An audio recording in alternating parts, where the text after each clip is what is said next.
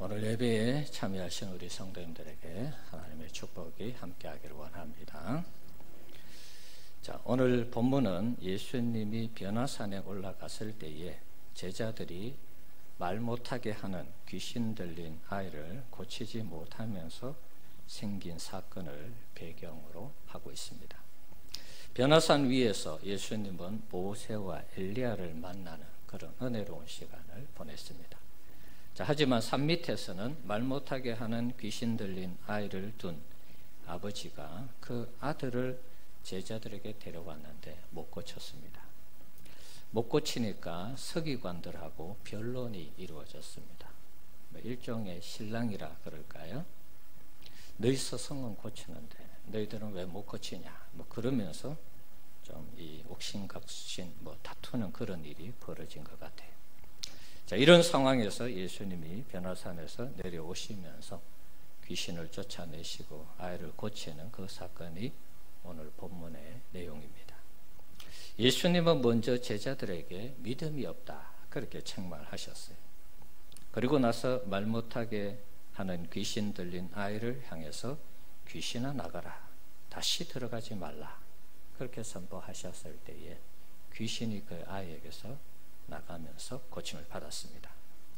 제자들은 궁금했습니다. 왜 우리는 그렇게 하지 못했습니까? 사실 제자들은 전에 예수님이 전도 이 특공대라 그럴까요? 전도 하기 위해서 2명씩 짝을 지어서 70명일 때도 아마 참여했을 것이고 또 12명을 각자 2명씩 짝 지어서 보낸 적도 있습니다. 그때 귀신도 쫓겨나가고 병든 자도 고쳤다 이런 보고를 돌아와서 했죠. 아마 그렇게 제자들도 전에 했으니까 지금도 가능하겠지 그런 생각으로 했을 것입니다. 그런데 귀신이 쫓겨나가지 않고 아이가 건강 회복하지 못했습니다. 그래서 왜 우리는 그렇게 하지 못했습니까? 물었습니다. 궁금해서. 그래서 예수님께서 하시는 말씀이 그에 대한 대답이 29절에 기도 외에 다른 것으로는 이런 종류가 나갈 수 없다 이렇게 말씀하신 것입니다.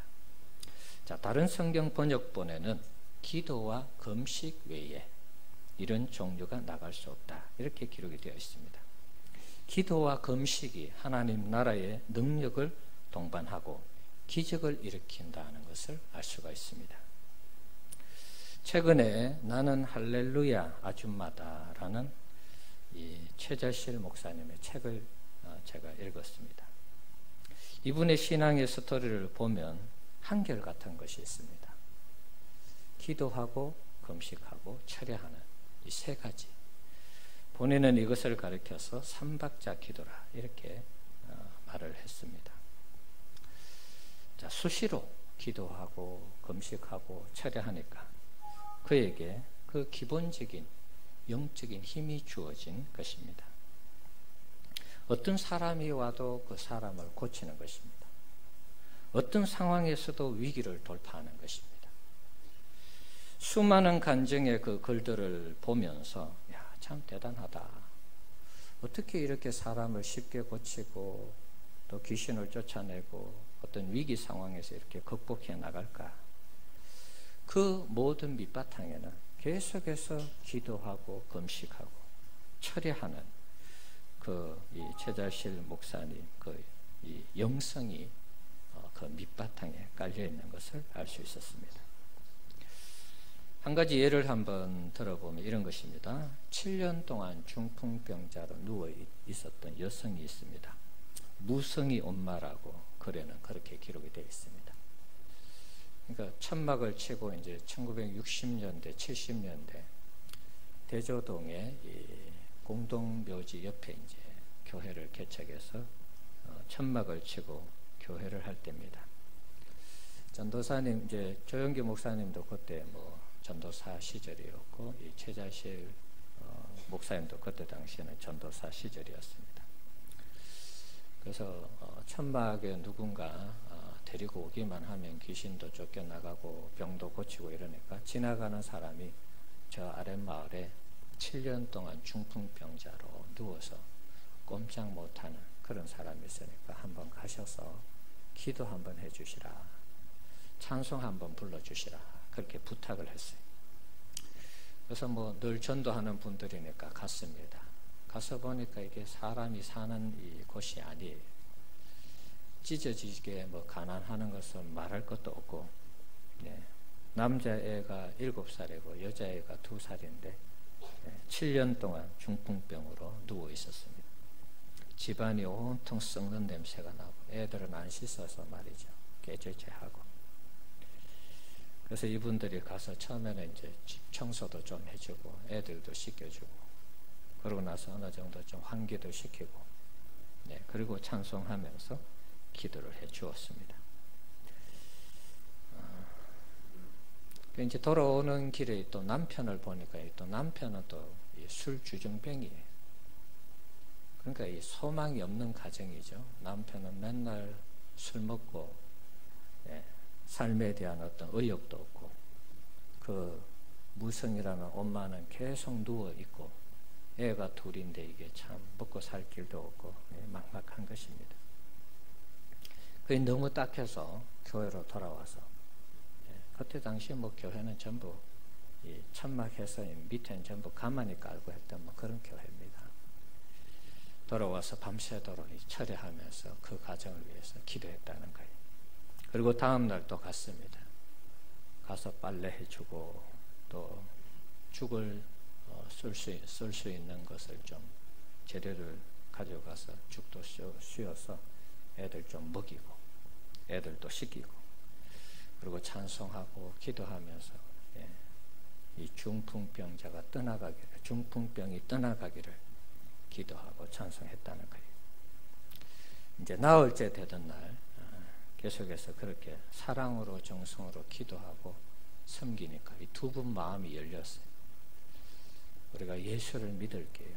뭐 그렇게 고백하더라는 거예요. 그러면 입으로 시인해서 우리가 하는 대로 따라하라고. 예수를 믿겠다. 예수를 영접해서 하나님 자녀 백성 되어서 새롭게 살겠다고 따라하라고 해서 그대로 따라하고 예수를 영접했어요. 그러고 나서 또 중풍병이 떠나가기를 찬송하며 기도하고 중풍병에서 놓이기를 계속해서 기도했다는 거예요. 기도하는데 그 무성의 엄마라는 분이 갑자기 예수님 할렐루야 하면서 시원해요 그러는 거예요. 막 소리를 지르면서 얼굴에 땀이 줄줄 흘러내리는데 시원하다는 것입니다.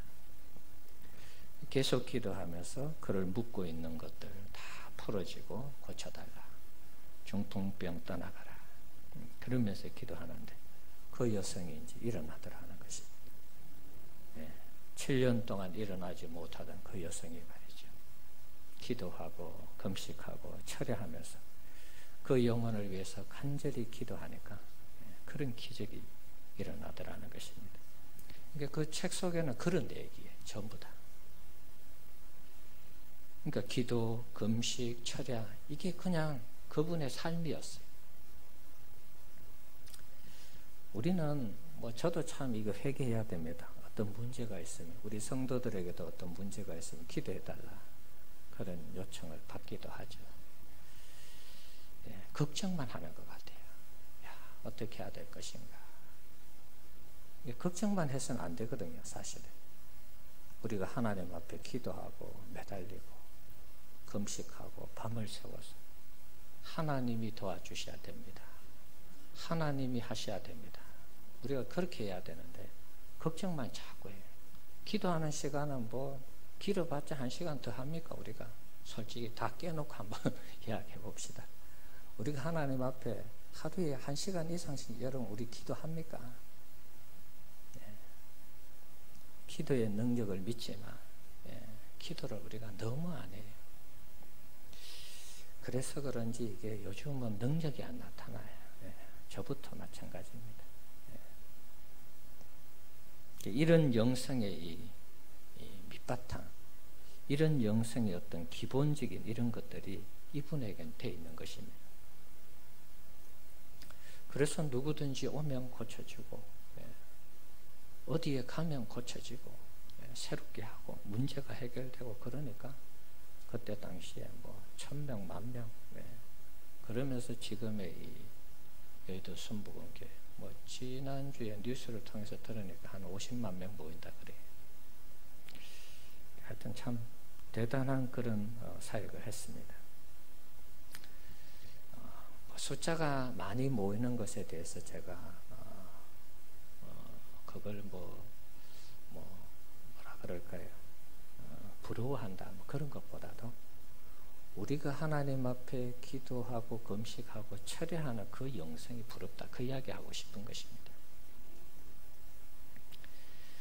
자, 그런 측면에서 우리도 한번 좀 욕심을 내서 한번 좀 이런 것은 우리가 좀 본받을 필요가 있잖아요. 기도하고 금식하고 철회하는 것. 그래서 우리가 시간을 좀 확보해서 어떻게 하면 하나님과 계속 기도할 수 있을 것인가 고민하셔야 돼요. 교회 못 나오더라도 집에서라도 직장에서라도 어떻게 하면 기도 시간을 확보해서 계속 기도할 것인가. 또 금식하는 것도 마찬가지입니다. 우리가 뭐 날마다 금식할 수는 없으니까 시간을 정해놓고 금식도 해보고 철회하는 것도 토요일 날은 요즘 또 웬만한 직장들은 다 쉬는 것이니까 뭐 철야도 한번 도전해보고 그럼 좋을 것 같아요. 최 목사님 같은 경우에 기도와 금식, 철야가 일상이 되다 보니까 갑작스러운 문제가 생겨도 그의 그 영성이 밑바탕에 그런 영성이 있으니까 문제도 해결되고 또 여러 가지 일들이 이렇게 회복되는 그런 모습을 보게 되었습니다. 또 순간순간 하나님께서 지혜를 주셔서 어떤 위기 상황에서도 잘 대처하는 그런 지혜를 주셨어요. 우리 성도님들, 우리도 마찬가지입니다. 예수님처럼 예수님이 귀신을 쫓아내는 이 능력, 사실 우리도 우리에게 있어야 되죠.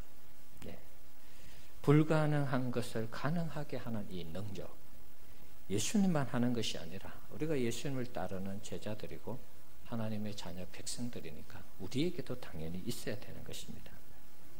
그래서 우리도 사모하면서 이렇게 기도해 보자는 것입니다.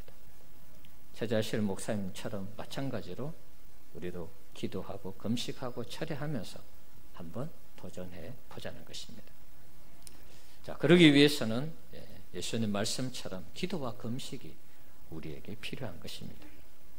저도 이 말씀을 붙들고 한번 해보려고 합니다. 우리 성도님들도 한번 도전해 보시기 바랍니다. 기도와 금식이 또 더 나아가서 철야가 우리 가운데 일상화된다면 우리에게도 강력한 하나님의 나라의 권세가 우리에게 주어질 줄 믿습니다. 귀신이 떠나가고 병든 자를 고치는 이런 역사가 우리에게도 나타날 줄 믿습니다. 23절 말씀에 보면 믿는 자에게는 능히 하지 못할 일이 없다 그렇게 기록하고 있습니다. 기도하는 자에게 금식하고 철회하는 자에게 이런 능력이 나타나는 것입니다. 23절에 이 말씀이 나오게 된 배경은 귀신 들린 이 아들의 아버지가 예수님께 무엇을 할 수 있으면 불쌍히 여겨달라 그렇게 호소했을 때 예수님이 하신 말씀입니다. 우리에게 불가능한 일이 있을 때, 우리 힘으로 안 될 때, 감당하기 어려운 일들이 생길 때 우리가 할 수 있는 것은 사실 아무것도 없습니다. 우리가 뭘 할 수 있겠습니까? 할 수 있으면 우리가 이미 그 문제를 해결할 수 있는 것이죠. 안 되니까 어떻게 하는 것입니까? 기도하고 금식하고 철회하는 것입니다. 우리가 할 수 없는 일은 있는데 또 우리가 할 수 있는 일이 있어요. 그게 기도와 금식과 철회라는 것입니다. 금식과 기도와 철야가 우리 가운데 어떤 능력을 발휘할지 우리는 아무도 모릅니다.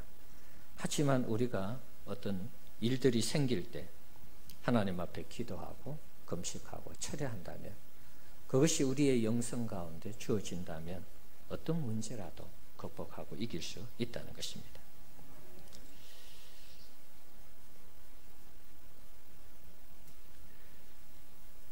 우리가 하나님 앞에 기도하면 오늘 말씀처럼 이런 종류, 우리 인간의 힘으로 할 수 없는 이런 여러 가지 일들 여러분 할 수 있음을 믿으시기 바랍니다. 이게 동의가 안 되면 우리가 기도하는 것이 무의미한 것이죠. 또 우리는 아무것도 사실 할 수가 없습니다. 기도, 우리는 아무리 약해도 우리는 아무리 연약해도 하나님께 부르짖는 기도는 할 수 있습니다.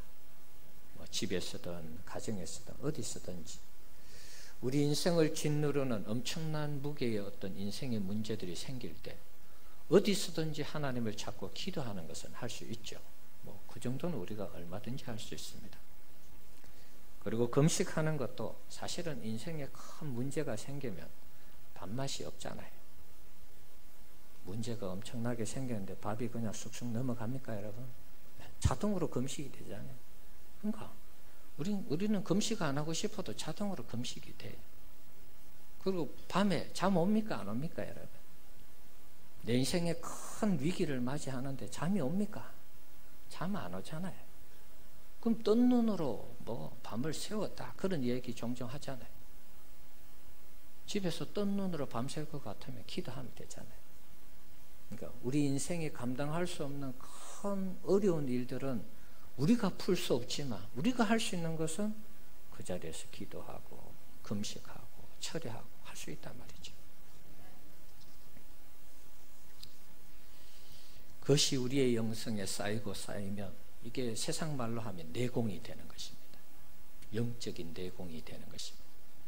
그 다음부터 누가 와서 도움을 구하고 누가 와서 뭐 어려움을 호소하고 이러면 그 영적인 내공 속에서 우리의 기도의 능력이 나타나는 것입니다. 예수 이름에 대한 권세와 능력이 나타나는 것입니다. 이 최자실 목사님에게만 나타나는 게 아니고 믿음의 모든 사람에게 나타나는 것입니다. 예수님도 사실은 기도로 단련된 분이십니다. 예수님은 하나님의 아들이시니까 뭐 능력이 그냥 나타나는 것이 당연하지. 우린 그렇게 생각하는데 그렇지 않습니다.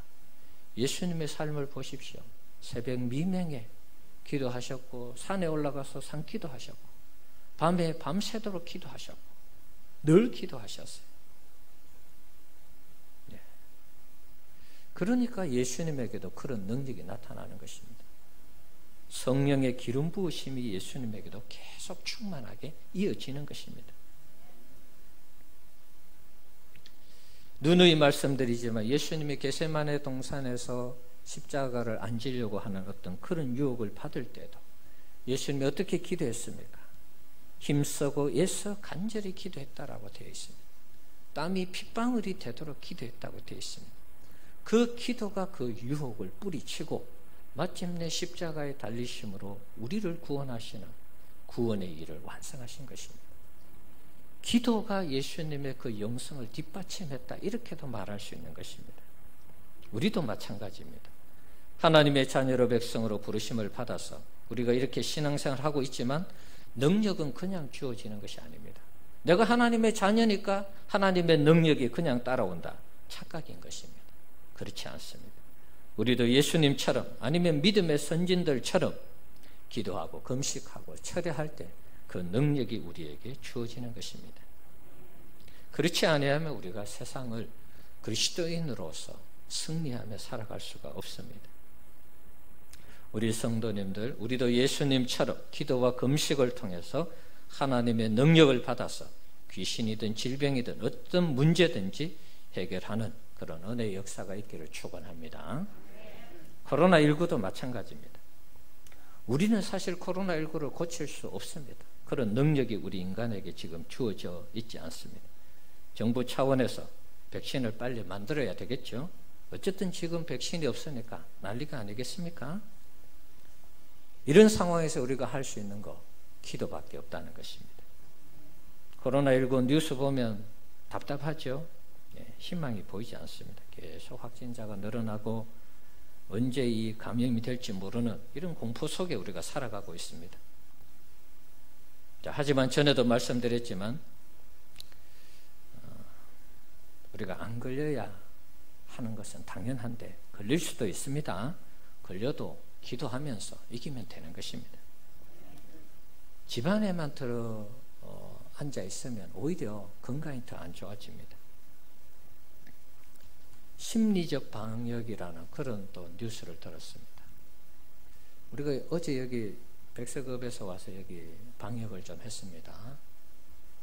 심리적인 방역이 뭐냐? 우리 이 마음, 우리 영혼에도 방역을 해야 돼. 그게 뭐냐 하면 집에 틀어박혀 앉아 있는다고 해서 우리가 이게 건강하고 바이러스에 안 걸리느냐? 그게 아닙니다. 오히려 집에만 계속 틀어박혀 있으면 건강 안 좋아진다 그래요. 그러니까 여러분,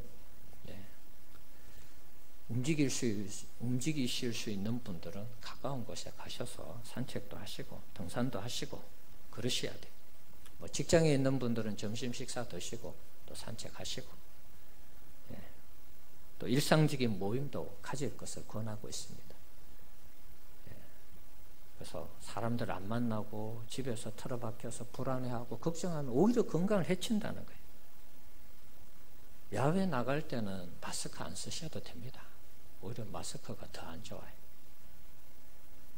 이건 저의 말이 아니고 의사들이나 여러 기자들이 그런 얘기하고 있습니다.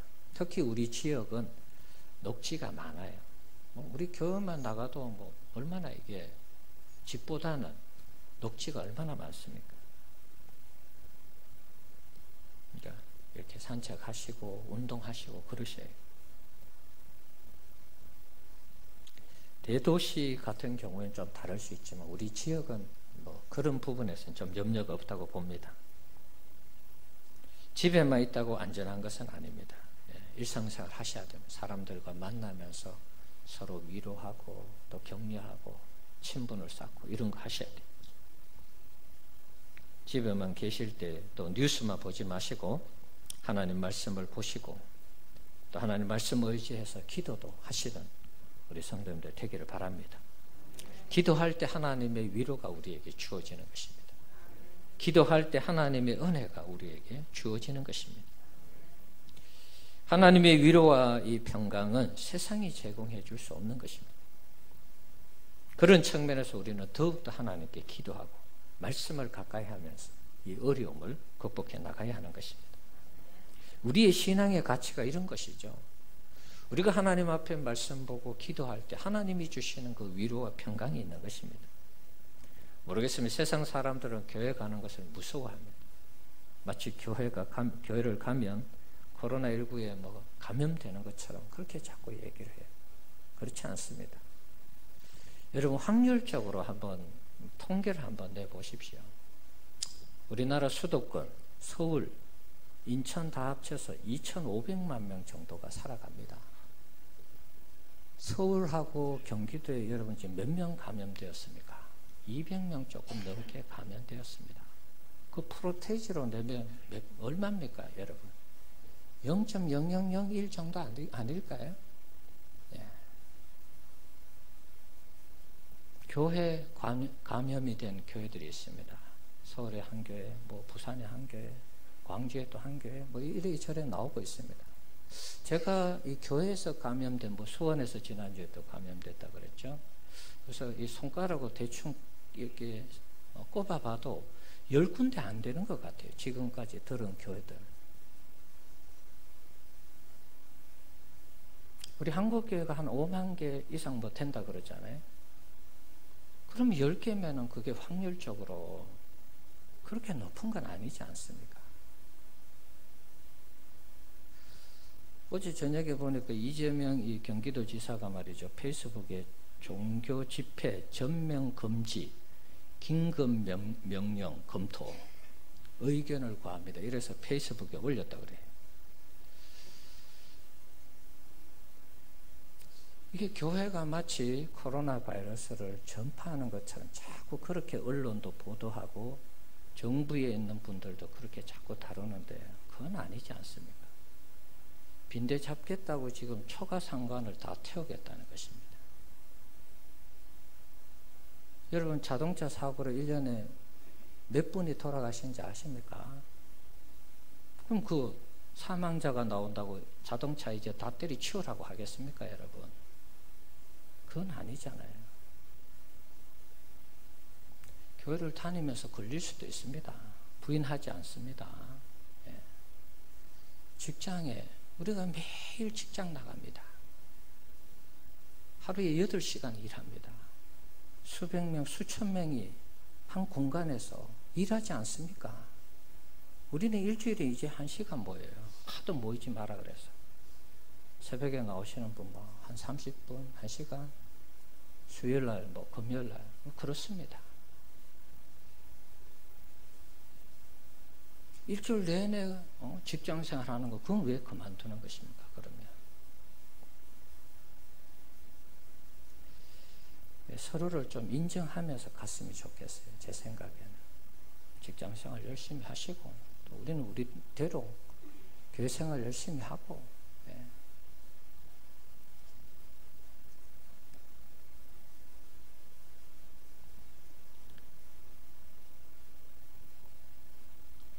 우리의 신앙을 이 정부에서 자꾸 통제하려고 하는 그런 움직임들이 있습니다. 지금도 사실은 시작이 되었다고 봅니다. 앞으로 어떤 일이 있을지는 모르지만 뭐 내가 싫어도 이제 문자가 다 오죠.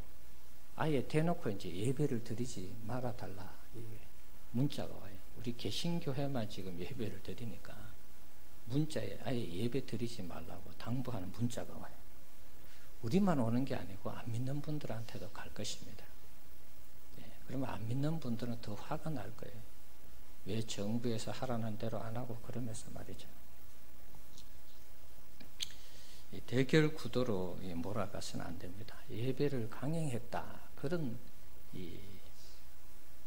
언론들 또 방송사들이 있습니다. 예배를 강행하는 게 아닙니다. 원래부터 우리는 매주일마다 예배를 드린 것입니다. 일부 교회에서 뭐 안 드리는 경우도 있고 말이죠. 이 표현 하나가 굉장히 거슬리는 것입니다. 여러분 포털 사이트나 어떤 뉴스 아니면 신문 이런 뉴스들을 접하면서 기독교적인 세계관으로 접근하셔야 됩니다. 그냥 그걸 있는 그대로 자꾸 받아들이면 안 됩니다.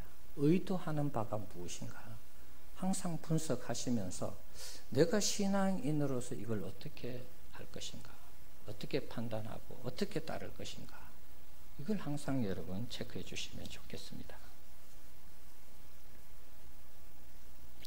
그래서 집에 계실 때 뉴스만 보지 마시고요, 말씀 읽고 기도하면서 그렇게 지내면 좋겠습니다. 우리의 신앙 가치는 그런 것입니다. 하나님 말씀을 가까이 하고 기도하고 하나님의 교회 와서 하나님 만나고 하나님 은혜를 체험하고 그러면서 신앙생활 하는 것입니다. 사실 오늘 유튜브를 통해서 집에서 예배 드리는 분이 있는지는 모르겠습니다만은 집에서 우리가 예배 드려보면 사실 예배 같지 않잖아요. 뭐 폄하하고 무시하는 건 아닙니다. 집에서 우리가 예배를 드려보지만 TV 앞에서 인터넷 앞에서 스마트폰으로 예배 드려보지만 거의 참 예배 같지 않은 예배가 이루어지잖아요. 이제 예를 들어서 뭐 우리가 박해가 일어나고 핍박이 일어나서 도저히 뭐 예배 드릴 수 없는 그런 상황, 그야말로 뭐 이 바이러스가 창궐해서 밖에 나가면 다 감염되는 상황이라면 우리가 그때는 다 중단해야죠. 정말 그 정도는 아직은 아니라고 보는 것입니다. 하나님을 만나면 예배 시간에 우리가 하나님을 만나고 하나님을 체험하면 여러 가지 어려운 문제들도 하나님께서 또 피할 길을 주시고 해결해 주시는 그런 지혜를 주실 줄 믿습니다. 사실 우리는 하나님만 제대로 만나면, 하나님이 우리 가운데 충만하면 문제될 것은 없습니다. 세상 사람들은 걱정하죠. 그러나 우리는 그렇게 생각하지 않습니다. 하나님 만나고 하나님과 동행한다면 뭐 코로나19도 얼마든지 감염되어도 이길 수 있는 것입니다. 제가 어제 문자로 코로나 바이러스 현수막 내용 보내드렸죠. 뭐 들어오면서 앞에 있는 출입구에도 이미 설치를 했습니다만은 우리가 기도하실 때 성령의 불로 이 코로나 바이러스가 불태워지도록 여러분 기도하시기 바랍니다. 우리 모두가 하나님의 이 돌보심 속에서 하나님이 지키시고 보호하시는 은혜를 우리가 체험해야 되겠습니다. 기도하시고 또 하나님 의지하면서 이 코로나19를 잘 이겨가는, 극복하는 우리 성도님들 되시기 바랍니다. 방어적인 자세만 취하지 마십시오. 내가 감염 안 돼야지, 안 걸려야지, 그리고 자꾸 방 안에만 틀어박혀 있지 마시고 공격적으로 우리는 기도하고 금식하고 철야하고 하나님을 자꾸 의지하는 이런 모습을 우리가 보여야 되겠습니다. 코로나19를 퇴치할 수 있는 방법은 방역당국은 방역을 잘하면 되는 것이고, 의료진은 치료를 잘하면 되는 것이고, 제약회사는 빨리 백신을 만들면 되는 것입니다. 우리는 우리의 전문성을 살리면 되는 것입니다. 우리는 기도하는 것입니다. 기도하면서 이 난국을 극복해 나가는 것입니다. 국가적인 재난이나 세계적인 재난이 있을 때 우리가 교회가 할 수 있는 게 무엇이 있습니까? 지금 뭐 바이러스가 창궐 하니까 어디 가서 봉사도 못 합니다. 우리가 할 수 있는 것은 하늘을 향해서 기도하는 것밖에 없는 것입니다. 역대하 7장 13절 14절 말씀 보겠습니다. 같이 읽어봅시다. 혹 내가 하늘을 닫고 비를 내리지 아니하거나 혹 메뚜기들에게 토산을 먹게 하거나 혹 전염병이 내 백성 가운데 유행하게 할 때 내 이름으로 일컫는 내 백성이 그들의 악한 길에서 떠나 스스로 낮추고 기도하여 내 얼굴을 찾으면 내가 하늘에서 듣고 그들의 죄를 사하고 그들의 땅을 고칠지라. 자, 이 전염병이 왜 창궐하게 되었는가? 물론 이단을 잡기 위해서도 그럴 수도 있는데 우리는 우리 자신의 죄를 살펴볼 필요가 있습니다. 하나님 앞에 내가 어떻게 신앙생활하고 있는가? 내가 하나님 앞에 고쳐야 되고 바로잡아야 될 죄는 무엇인가? 이것을 살피면서 하늘을 향해서 우리가 부르짖는 기도를 해야 되는 것입니다. 우리가 하나님의 얼굴을 구하고 기도할 때 우리의 죄를 사하시고 이 땅을 고쳐주신다, 이렇게 말씀하고 있습니다. 여러분 이 말씀 그대로 믿으시기 바랍니다. 솔로몬이 성전을 봉헌하고 나서 누군가 이렇게 기도하면, 이런 일이 생겨서 이렇게 성전을 향해서 기도하면 들어달라, 그 내용이잖아요. 우리가 이런 위기의 상황 속에서 모여서 합심 기도의 능력을 믿고 주님이 두세 사람 모인 곳에 내가 너희와 함께하고 그 기도를 들어주신다고, 이루어주신다고 약속하고 있지 않습니까? 그러니까 우리는 모여서 기도하는 것이 교회의 전문성인 것입니다. 자, 시편 91편 한 번 더 보겠습니다. 자, 읽어보겠습니다. 지존자의 은밀한 곳에 거주하며 전능자의 그늘 아래 사는 자여, 나는 여호와를 향하여 말하기를 그는 나의 피난처요 나의 요새요 내가 의뢰하는 하나님이라 하리니 이는 그가 너를 새 사냥꾼의 올무에서와 심한 전염병에서 건지실 것이미로다. 자, 하나님이 우리의 피난처가 되실 때, 전능자가 우리의 그늘이 되실 때, 그 피난처, 하나님을 피난처로 삼을 때 전염병에서 건져주신다, 이렇게 약속하고 있습니다. 자, 성경 말씀이니까요. 자, 그 다음에 다음 나오는 성경 구절 한번 보여주시죠. 또 읽어봅시다. 그가 너를 그의 깃으로 덮으시리니 내가 그의 날개 아래 피하리로다. 그의 진실함은 방패와 손방패가 되시나니 너는 밤에 찾아오는 공포와 낮에 날아드는 화살과 어두울 때 퍼지는 전염병과 밝을 때 닥쳐오는 재난을 두려워하지 아니하리로다. 1000명이 내 왼쪽에서 10,000명이 내 오른쪽에서 엎드려지나 이 재앙이 내게 가까이 하지 못하리로다. 아멘. 하나님께 피하면 하나님께서 그분의 이 날개 그늘로 우리를 덮어주셔서 재앙과 전염병에서 건져주신다는 것입니다. 여러분 이 말씀 그대로 믿으시기 바랍니다. 코로나19도 마찬가지입니다. 우리가 하나님께 피하고 기도하면 하나님이 우리를 지켜주시는 것입니다. 감염이 되어도 고쳐주시는 것입니다. 믿음을 가지셔야 됩니다.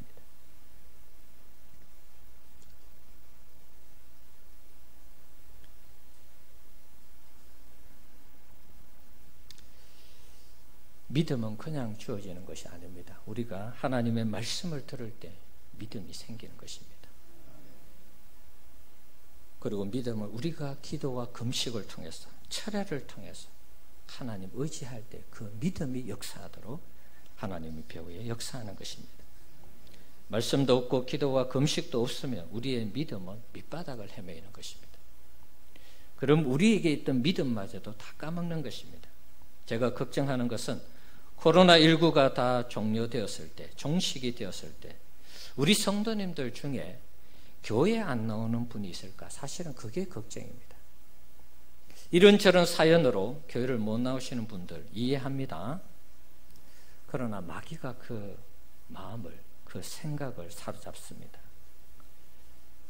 하나님 앞에 자신이 이런저런 사유로 못 나간 그것을 가지고 마귀가 그것을 가지고 꼬투리를 잡는 것입니다. 사람으로 하여금 죄책감에 빠지게 하고 자괴감에 빠지게 하는 것입니다. 그래서 교회를 못 나오게 하고 교회를 떠나게 하는 것입니다.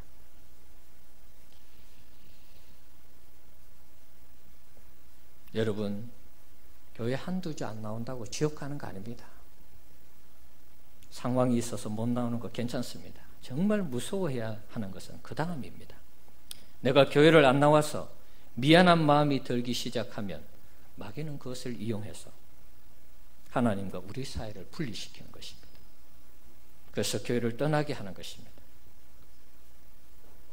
그래서 가능하면 집에서라도 예배 드리려 하고 말씀과 기도 생활을 하라고 하는 이유가 여기에 있는 것입니다. 예수님의 말씀을 우리가 명심할 필요가 있습니다. 시험에 들지 않도록 우리가 기도해야 되는 것입니다. 여러분, 기도하지 아니하면 코로나19 이 광풍이 지나간 다음에 믿음의 자리에서 떠나는 사람이 생길 수 있습니다. 1, 2주 교회 안 나오는 거 문제 없습니다. 그런데 그것이 빌미가 되어서 사탄이 광명한 천사의 옷을 입고 우리를 위하는 척하면서 하나님과 우리 사이를 분리시켜 놓는 것입니다. 사탄은 마치 이리 때처럼 하이에나처럼 먹잇감이 보이면 놓지 않는 것입니다. 그렇게 되지 않기 위해서 우리가 기도하고 금식해야 되는 것입니다. 저는 절대로 그렇지 않을 수 있습니다. 안 됩니다, 여러분. 우리가 아무리 결심하고 다짐해도 기도 안 하면 시험에 넘어지는 것입니다. 베드로가 그랬지 않습니까? 닭 울기 전에 너 3번 부인할 거예요. 아닙니다, 주님. 제가 주님을 위해서 죽을지언정 그렇지 않을 것입니다. 죽음의 위기가 올 때에 베드로가 부인했습니다, 여러분. 기도하셔야 됩니다. 시험에 들지 않도록 하기 위해서 우리가 기도해야 되는 것입니다. 사탄이 우리 성도들의 영혼을 밀가부르듯 하는 이런 상황 속에서 우리 모여있는 분들이 나오지 않은 연약한 우리 성도님들의 영혼을 위해서 기도해 주셔야 돼요. 안 그러면 넘어지는 것입니다. 넘어지는 이유에도 다양한 이유들이 있습니다. 제가 설명은 하지 않겠습니다. 많은 이유와 핑계들이 있을 수 있습니다. 네. 예수님도 베드로를 위해서 중보할 때 사탄이 밀가부르듯 할 때에 넘어지지 않았죠. 결국엔 다시 회복이 되었습니다. 우리도 마찬가지입니다. 우리 성도들이 넘어지지 않도록 우리가 기도해야 되겠습니다. 우리 앞선 자들이 교만할 것도 없고 뒤처져 따라오는 분들은 자책할 것도 없습니다. 우리는 주님의 마음으로 하나가 되어서 코로나19를 기도와 금식으로 이겨내어서 마침내 주님이 원하시는 교회를 세워가야 할 줄 믿습니다. 같은 마음, 같은 말, 같은 뜻을 품고 신앙생활 해야 되겠습니다. 우리가 교회 나온다고 자랑할 거 없습니다. 교회 안 나오는 분들에 대해서 우리가 비난할 거 없습니다. 안 나오시는 분들은 또 나오는 분들에 대해서 비난할 필요가 없는 것입니다. 우리의 믿음의 상황과 수준에 맞게끔 신앙생활하면 되는 것입니다. 우리 사랑하는 성도 여러분, 코로나19 문제는 우리에게 오늘 본문에 나오는 말 못하게 하는 귀신 들린 아들을 고치지 못하는 제자들의 모습과 비슷합니다. 우리의 힘으로는 불가능합니다. 코로나19를 물리칠 수 없습니다. 물리칠 수 있는 능력은 주님께 있는 것입니다. 그 능력이 우리에게 나타나려면 우리는 기도하고 금식하고 철회해야 되는 것입니다. 코로나19를 물리칠 수 있는 그 능력은 우리의 기도와 금식과 철야에 달려있는 것입니다. 기도와 금식이 코로나19를 물리치는 능력임을 믿으시기 바랍니다. 기도를 멈추면 다 끝나는 것입니다. 우리가 하나님 앞에 기도하는 것을 멈추면 다 끝나는 것입니다. 이번 한 주 어느 때보다도 여러분 기도하시고 또 금식하시고 코로나19가 속히 종료되도록 하나님 앞에 부르짖는 우리 성도님들 되시기 바랍니다. 네, 우리가 기도하면 정상적인 삶의 궤도가 속히 궤도에 오를 줄 믿습니다. 우리가 할 수 있는 기도 시간을 확보해 주시기 바랍니다. 여러분이 할 수 있는 기도의 시간을 확보해 주시고 이번 한 주간은 여러분 적어도 한 끼 이상은 좀 금식합시다. 정부가 그토록 요구하는데 우리가 이렇게 모여서 기도하는 예배하는 이런 상황 속에서 우리가 정부에 협조하는 게 무엇이겠습니까? 빨리 속히 코로나19가 종식되는 거 아니겠습니까? 그러면 여러분 오늘부터 돌아가셔서 하루에 한 끼 정도는 금식하셔야 돼요. 할 수 있겠습니까? 안 오신 분들은, 안 오시는 분들은 알아서 하시고, 이 자리에 계신 분들은 여러분 다 하셔야 돼요. 하루에 한 끼 정도. 뭐 한 끼 굶어도 안 죽죠? 세 끼 굶어도 안 죽는데 뭐 한 끼 굶는다고 죽겠습니까, 여러분?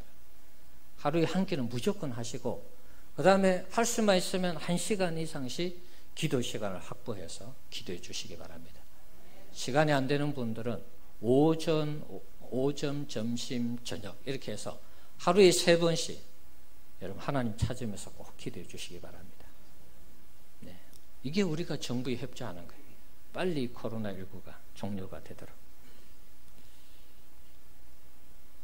그래서 우리가 하루 1시간씩 기도하고 한 끼 금식하면서 하나님께 우리가 부르짖어 봅시다.